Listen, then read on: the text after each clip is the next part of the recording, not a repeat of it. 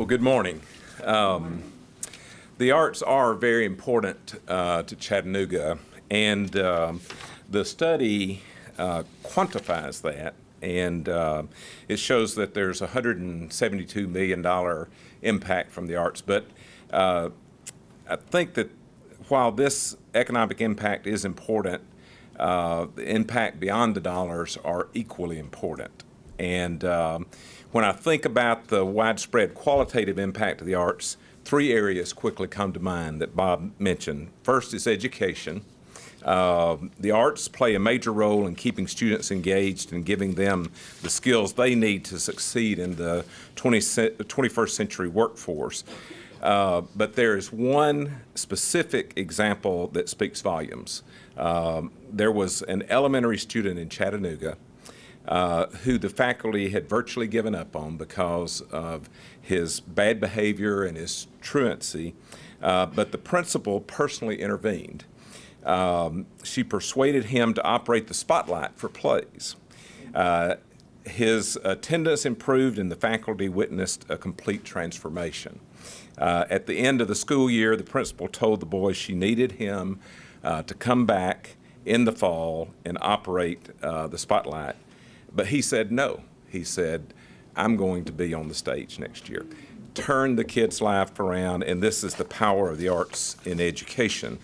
Second area is downtown revitalization. Downtown and the arts are synonymous in Chattanooga. Once the downtown was more or less abandoned, and today it is white hot. Bustling with activity, including a rich residential base of Gen Xers all the way to retirees. The arts have been a magnet for redevelopment, making it attractive to choose downtown living, and the arts are leveraging funding. Chattanooga received an NEA Our Town grant that leveraged additional funding for an art park in a blighted area of town.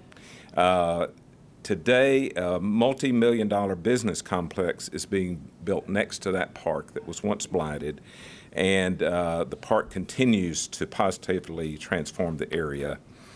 So that's the power of the arts in community revitalization. And the third area is diversity. The arts are bringing people together in Chattanooga. In addition to being a catalyst which is transforming blighted areas of our community, the arts are being used as a tool to bridge the gap which exists between people in our community. My organization funded a project in an inner city neighborhood which brought police officers and citizens together to work on an arts activity. Through this activity, barriers were broken and relationships were built. This was a huge step toward the police and residents of all ages getting to know and trust each other, and this was the power of the arts in bringing people together. That's just three quick examples of the power of the arts.